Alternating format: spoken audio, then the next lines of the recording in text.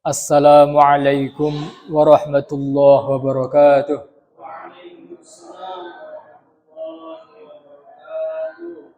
Bismillahirrahmanirrahim.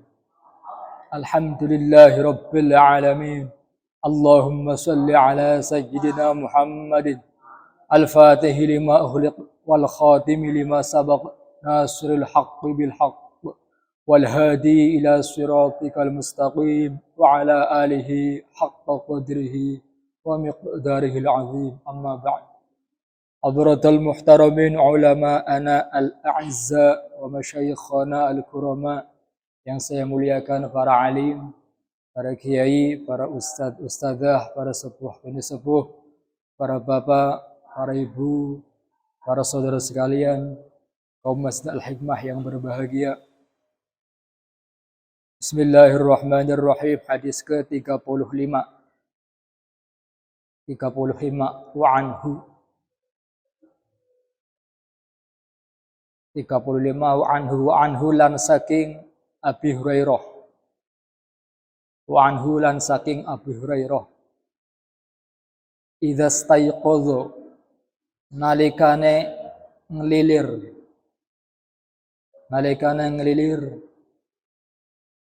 Ahadukum sapa salah sijine sira kabeh. Ahadukum sapa salah sijine sira kabeh min naumihi saking turune ahadukum fala yaghmisu mongko ojo nyelupaken sapa ahadukum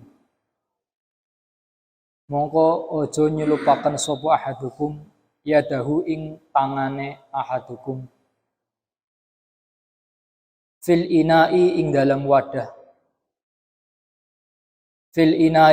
wadah hatta yaghsila sehingga basuh sapa ahadukum ha ing yadahu salasan kelawan ping 3 fa innahu krana sak temene ahadukum la yadri iku ora ngerti sapa ahadukum aina batat ing dalam endi panggonan agawe ayana batat ing dalam endi panggonan agawe ya berbuat, melakukan. Yaduhu apa tangane ahadukum. Yaduhu apa tangane ahadukum.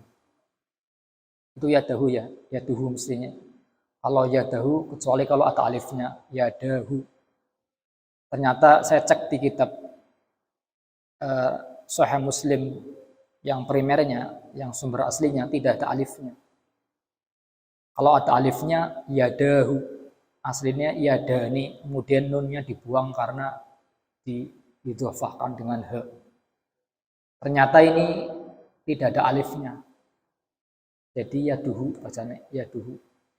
Kalau yang di atas itu yadahu, fala yaghmis yadahu.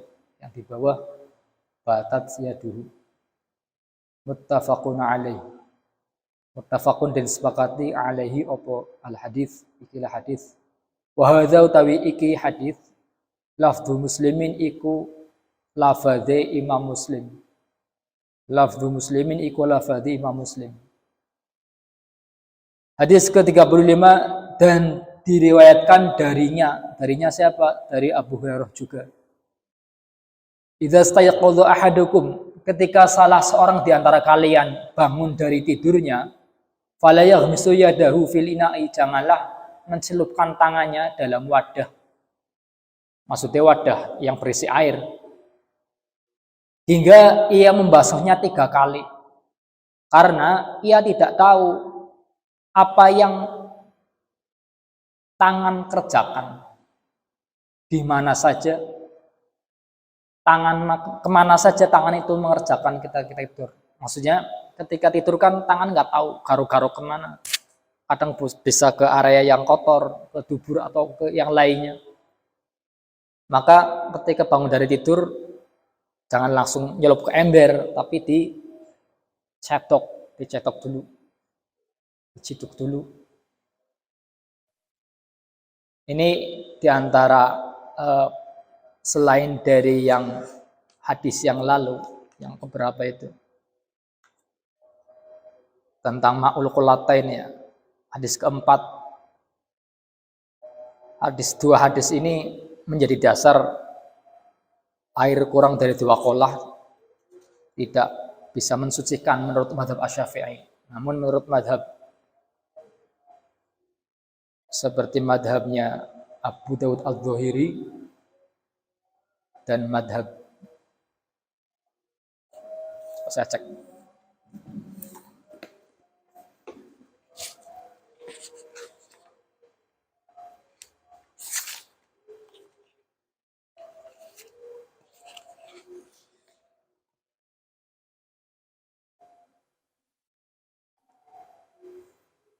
dan Abu Thawr dan Imam Dawud Az-Zuhri itu tidak mengapa air musta'mal tidak masalah dipergunakan untuk bersuci. Meskipun kurang dari 2 qolah, asal itu disebut air, tidak terpengaruh warnanya, rasanya dan baunya, tetap bisa untuk bersuci. Ini yang dalam majelis tarjih dipilih pendapat ini. Jadi boleh air dalam 1 ember itu dikopok buat wudu. Tapi menurut mazhab Asy-Syafi'i tidak diperbolehkan, harus dikucuri. Di antara hikmah air dikucuri itu, kumannya tidak menebar kalau kurang dari 2 qolah. Maksudnya kalau air kurang dari 2 qolah itu, jika kita mencelupkan tangan yang kotor, maka kumannya akan menyebar ke permukaan air itu, ke seluruh air itu. Tapi kalau airnya banyak, tangan kita ada kuman atau ada apalah bakteri-bakteri apa, kumannya tidak menyebar ke dalam air itu, maka boleh jika lebih dari 2 qolah langsung bisa buat berwudu. Itu hanya hikmah saja, hikmah air dari lebih dari 2 qolah.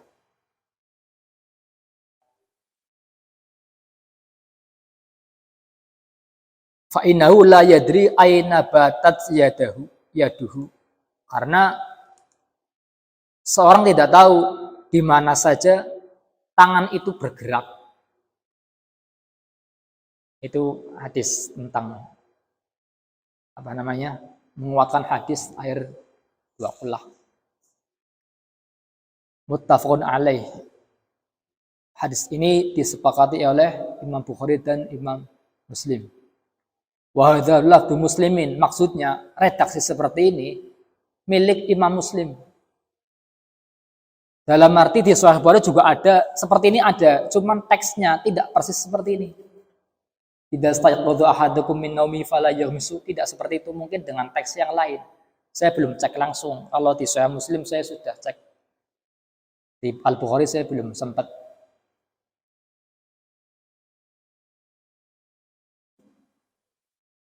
Hadis ke-36.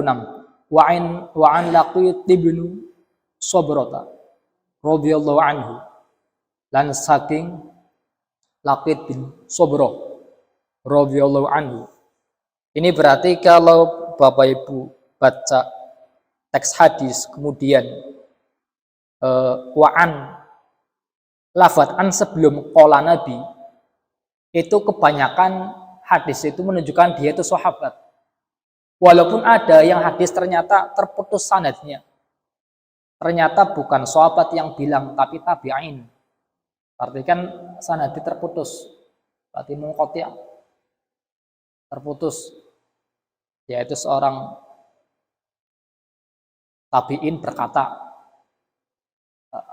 saya agak lupa tuh kalau nggak makutu atau munqati'. Nanti saya cek lagi.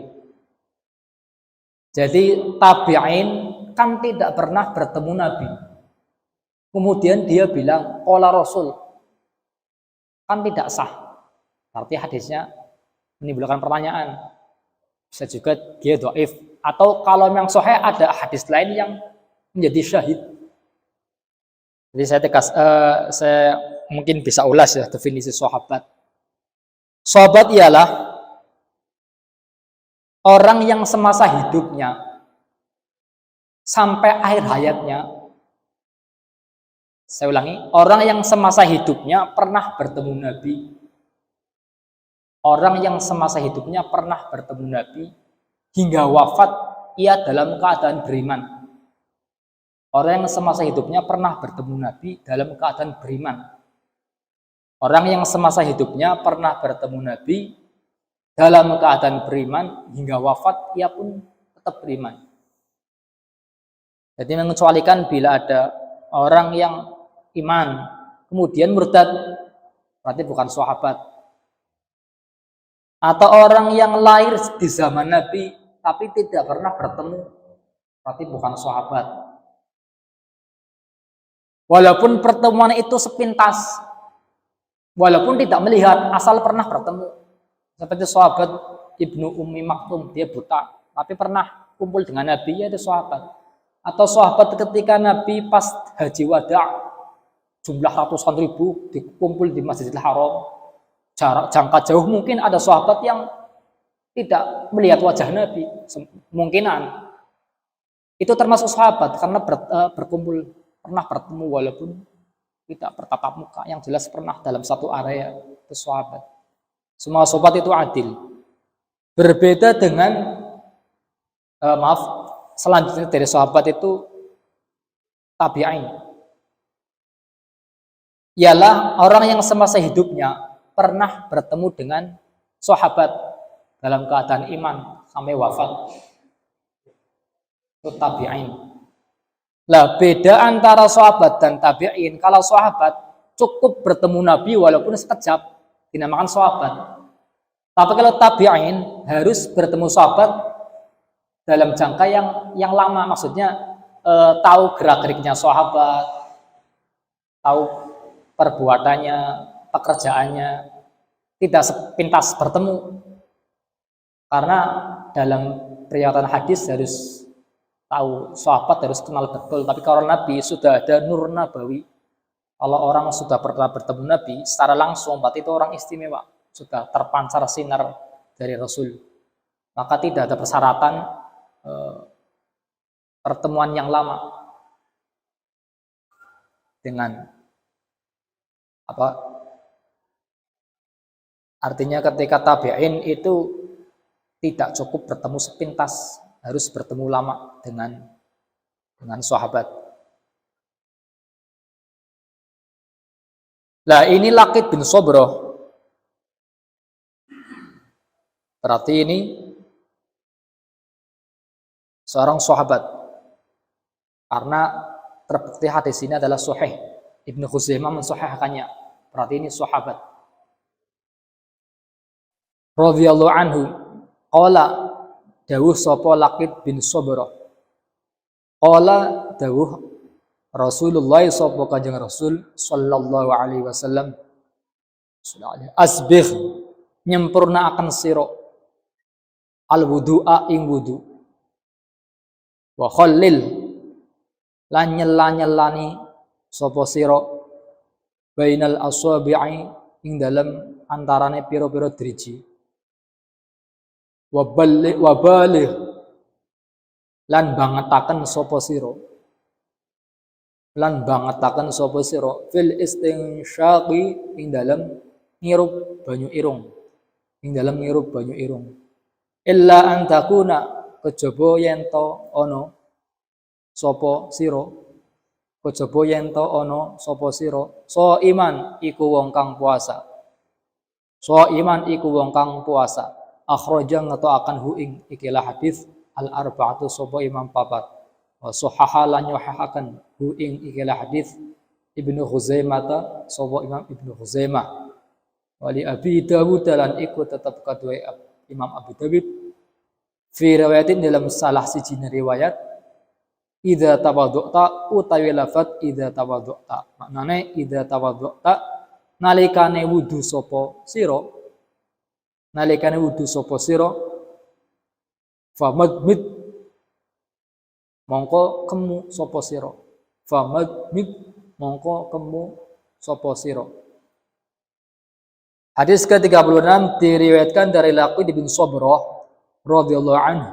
Dia berkata, Perkataannya demikian, Rasul sallallahu alaihi wasallam bersabda, asbihil wudu'a, sempurnakanlah wudu, wa khallil bainal asabi', sela-selakanlah antara jari-jari, wa balligh fil istinsyaqi, apa bahasanya bahasa Indonesianya, bangetakan, lebihkanlah dalam, kuatkanlah dalam menghirup air dalam hidung. Ini ada dua riwayat ya, ada yang langsung kumur dan hidung bareng kesamaan, ada yang sendiri-sendiri, kumur kemudian menghirup. Kalau menurut hadis harus sebaiknya dikuatkan, maksudnya nyerup sing akeh, nyerok temenanan ya, bahasa pesanannya nyeroklah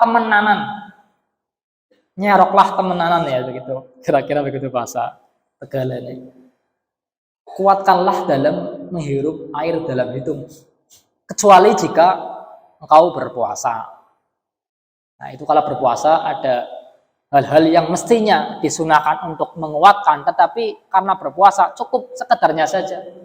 Masih sunnah, tapi hanya sekedar saja. Yaitu kumur-kumur, menghirup air ke hidung, terus basuh telinga. Tetap sunnah dibasuh, tapi sekedar saja. Kumur sekedar gini aja. Gitu aja. Biasanya kan gini, terus bahkan ada dalam fikih itu ada yang sunahkan memasukkan jari, barangkali ada selilitnya kadang-kadang digusi bagian belakang kan ya, ada sisa makanan, sikut ini dicopek, ada sunah begitu, dimasukkan air jari ke mulut, kecuali kalau berpuasa. Walaupun juga kalau tidak berpuasa kemudian kumurnya sekedar berkumur, menghisap air ke hidung cuma dimasukkan jari ke hidung, itu sudah sudah menunaikan kesunahan, sudah cukup dapat pahala kesunahan, cuman ya kurang sempurna. Nyacak dicacak, kesengruk apa orang nyacak lain. Ya kalau nggak biasa kan untuk nyacak ya. Alhamdulillah kalau terbiasa ya tidak sih, biasa. Sekitar saja. Illa antakuna sha'iman, akhrajahul arba'atu. Hadis ini dikeluarkan atau diriwayatkan juga oleh Imam 4 dan Ibnu Khuzaimah mensahihkannya. Dan redaksi milik Imam Abu Dawud dalam satu riwayat mengatakan idza tawaddu'ta famadmid. Ketika kamu berwudu maka berkumurlah. Berkumur berarti ini berkumur ini ada dalam hadis, berkumur menghirup air ke hidung. Terus telinga, ini ada dalam hadis, tidak ada perintah dari Al-Quran. Maka kata hukumnya sunnah. Kadang-kadang juga di riwayat lain, Nabi tidak melakukan kesunahan ini. Misal telinga, Nabi di hadis yang keberapa kemarin, itu tidak membasuh telinga. Setelah kepala, langsung kaki. Jadi hukumnya sunnah. Di Quran kan ada 4 ya. Ada 4, ya saya baca ulang lagi biar Bapak Ibu jelas.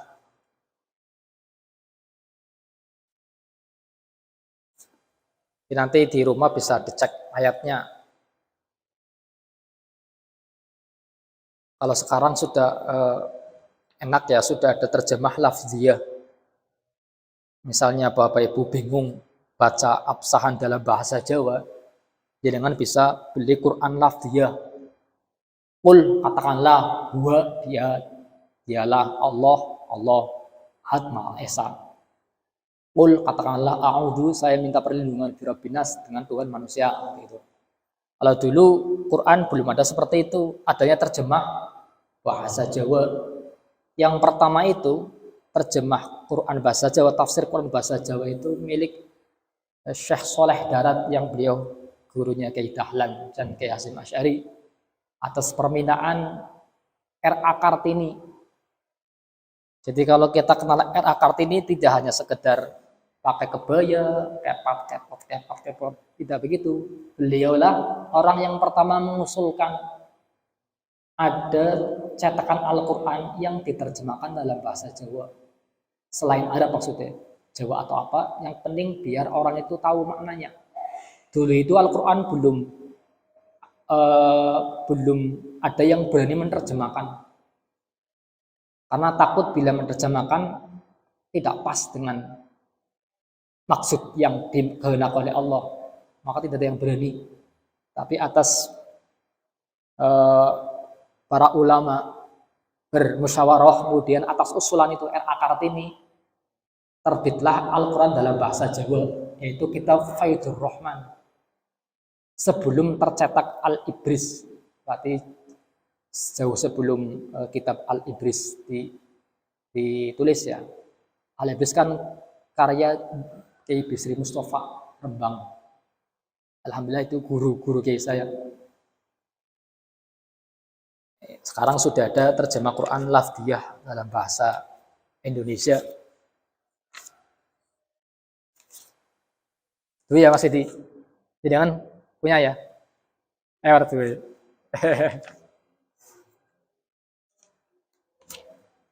Insya Allah mau dua lah.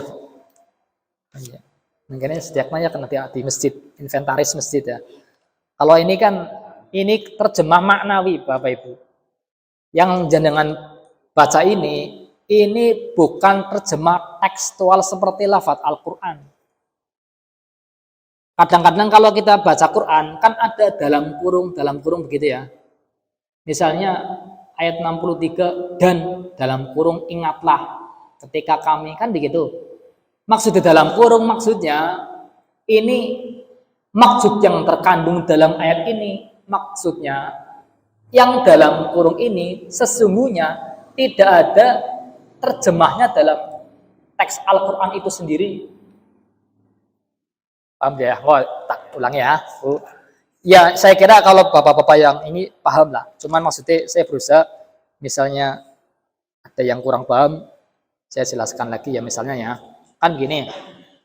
Alif Lam Mim. 1. Alif Lam Mim. Kan begitu. 2. Dzalikal kitabul la raiba fih. Kitab dalam kurung Al-Quran ini, kan begitu. Kitab dalam kurung Al-Quran ini. Coba sih, dalam terjemahnya ada kata-kata Al-Quran. Tapi dalam teks Al-Qurannya kan tidak ada Al-Quran. Tidak menyebutkan dzalikal Qur'anul kitab, kan enggak begitu. Maksud dzalika itu dalam kurung Quran ini loh maksudnya begitu.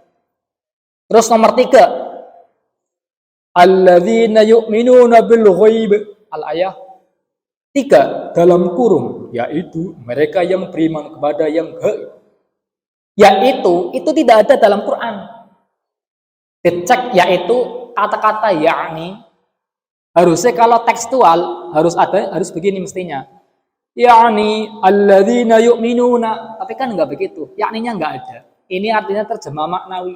Terjemah supaya dapat memahamkan terhadap pembaca. Itu atas istihad para ulama tanah air, ulama Indonesia dari masa dulu ya, waktu penerjemahan ini agar orang-orang dapat memahami. Juga merujuk pada beberapa tafsir Al-Quran yang tentunya untuk memahamkan pada para pembaca. Itu terjemah maknawi. Tapi kalau jangan beli terjemah yang per kata, itu perkatanya diterjemahkan. Nanti terjemahnya sedikit beda dengan terjemah ini, dengan maknawi. Detailnya alladzina, yaitu orang-orang yu'minuna yang mereka beriman, bil ghaibi dengan yang gaib, wa yuqimuna dan mereka mendirikan gitu. Itu maknawi. Terjemah lafzi, perkata diterjemahkan. Nah, saya buka surat Al-Maidah ayat 6. Moga Bapak Ibu sing Qur'ane nyanding nang iringane ya. Sekalian dibaca, baca bareng ya. A'udzu billahi minasyaitonir rajim. Ya ayyuhalladzina amanu idza qumtum ilas sholati faghsilu wujuhakum فاغسلوا وجوهكم وأيديكم إلى المرافق وامسحوا برؤوسكم وأرجلكم إلى الكعبين وإن كنتم جنبا فاطهروا وإن كنتم مرضى أو على سفر أو جاء أحد منكم من الغائط أو جاء أحد منكم من الغائط أو لامستم النساء فلم تجدوا ماء فتيمموا صعيدا طيبا فامسحوا بوجوهكم وأيديكم منه ما يريد الله ليجعل عليكم من حرج ولكن يريد ليطهركم وليتم نعمته عليكم لعلكم تشكرون. Al-Maidah ayat 6. Wahai orang-orang yang beriman, apabila kamu hendak melaksanakan sholat, maka basuhlah wajahmu, satu aja ya, dan tanganmu sampai siku. Wa aidiakum ilal marafiq, sapulah kepalamu, 3, dan basuh kedua kakimu sampai kedua mata kaki, 4. Nang Quran rukun wudu ada 4, anggotanya ada 4. Tapi kalau kita ngaji fikih, pasti rukun wudu ada 6. 2-nya kemana? 1, niat. Berdasar hadis Rasul, innamal a'malu binniyati. Sungguh sah amal itu hanya dengan niat wudu. Niatnya bisa ketika kita hendak wudu, hati kita bermaksud, ini saya maksudnya berwudu, itu niat. Berdetak hatinya. Atau dalam mazhab Imam Syafi'i, diniatkan ketika awal basuhan wajah, pas ngusap wajah itu artinya karo krendet aku niat wudu. Kalau kata-kata nawaitul wudu ali rafil hadath itu hanya untuk belajar anak-anak saja. Kalau dalam praktek yang wajibnya itu ketika membasuh wajah, hatinya bilang saya niat wudu, itu mazhab Syafi'i. Tapi kalau mazhab misalnya kayak Imam Hambali, cukup ketika kita mau wudu pokok ada maksud. Artinya apa? Untuk membedakan antara ini basuh cuci muka saja atau wudu. Kalau cuci muka saja kan tidak dapat pahala, menyegarkan muka saja. Tapi kalau wudu dapat pahala, ada niat. Kemudian yang keduanya, tambahan yang kedua, ini analisis fuqaha, para ulama fikih berdasar ayat yang tertera. Tidak boleh ayatnya dibolak-balik, diwalik sikil nisit, kepala, tangan, wajah, berarti nggak sah, harus urut. Maka kesimpulannya fardhu wudu ada 6. Ini Al-Maidah ayat 6. Berarti dalil utamanya ini surat Al-Maidah ayat 6. Jadi kalau jenengan ngaji ini, ngaji hadis 36, pokoknya hadis bab wudu, jenengan karo deres surat Al-Maidah ayat 6. Dipadukan dengan surat itu. Kalau bisa baca tafsir, baca tafsirnya. Kalau tidak bisa ya beli terjemah. Ada terjemah tafsir yang lengkap itu misalnya kayak Ibnu Katsir atau tafsir At-Tabari, yang singkat seperti tafsir Jalalain. Hadis ke-37. Wa an Utsman lan den riwayatkan saking sahabat Utsman radhiyallahu anhu. Anna nabiyya sak temene kanjeng Nabi sallallahu alaihi wasallam yukhallilu iku nyela-nyelani sapa kanjeng Nabi lihiyatahu ing jenggote kanjeng Nabi fil wudu ing dalam wudu. Akhraja ngataaken hu ing ikilah hadis At-Tirmidzi sapa Imam At-Tirmidzi. Wa sahaha lan yuhakan hu ing ikilah hadis Ibnu Khuzaimah sapa Imam Ibnu Khuzaimah. Dari Utsman radhiyallahu an bahwa Nabi sallallahu alaihi wasallam itu menyela-nyela jenggotnya ketika berwudu. Berarti ketika basuh muka